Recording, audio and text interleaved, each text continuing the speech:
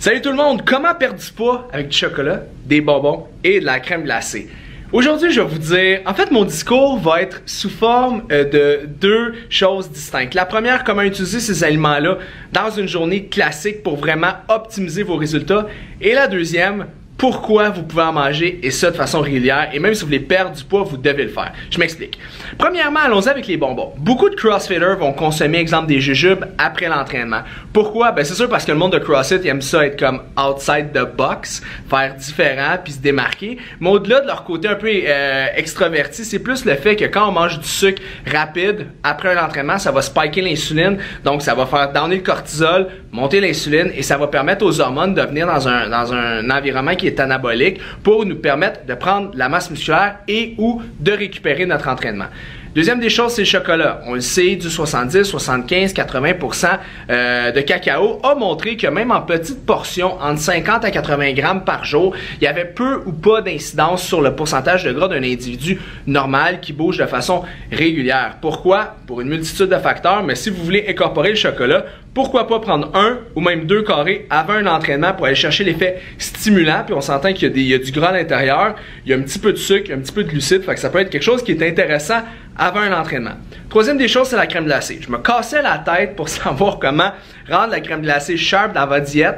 Puis j'ai réalisé que c'est une question de macronutriments. N'oubliez pas, protéines, glucides et lipides, si vous arrivez à jouer avec ces chiffres-là, et ça, jour après jour, vous pouvez pas mal manger n'importe quoi. Ben là, faites attention, allez pas au McDonald's à tous les jours manger votre Big Mac. C'est pas ce que je dis. Il y a des processus inflammatoires, bon, tout ça, il y a des micros et des macronutriments à comprendre. Mais si vous êtes capable de vous donner un petit window, et ce, 2 à 3 fois par semaine pour vous permettre de manger un peu de crème glacée, why not? Et ça va vous permettre de perdre du poids. Ce qui m'arrive à mon deuxième sujet, souvent les gens sont sur des diètes hyper restrictives.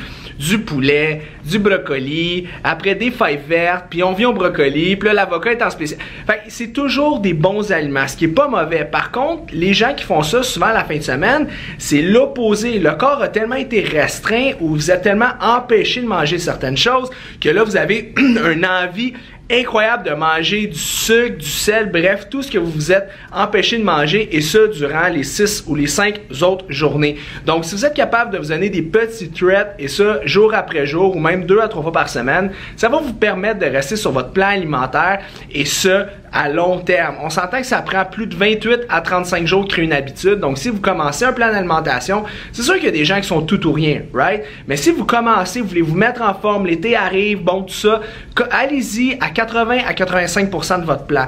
Suivez 80% de votre plan alimentaire. Oui, vous allez avoir 80% des résultats, mais vous allez les avoir durant des semaines, des mois et même des années. Mieux vaut faire ça qu'avoir 100% de résultats durant 4 semaines, right?